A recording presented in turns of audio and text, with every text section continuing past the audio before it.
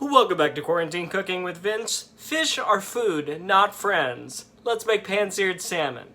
For this, you're gonna need garlic, salt, pepper, olive oil, basil, skin-on salmon, and lemon.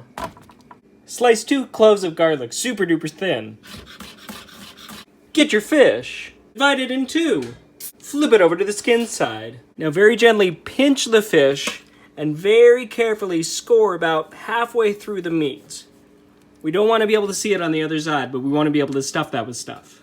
Now that all my slats are cut, I'm going to take my piece of garlic and a little tear of basil and stuff it into each one. Now that all my slats are full, add olive oil. Rub this around. Hit it with some salt and pepper. Go ahead and flip them over. As you can see, you can't really see the basil or garlic, so we did a good job. Let's hit this with olive oil, salt, and pepper. So depending on where you get your fish, you might still have some pin bones, in which case run your hand down towards the tail along the meat. You'll pop up the pin bones, you can grab a pair of tweezers and rip them out. Only do that if you're really trying to impress. In my case, she can eat around them.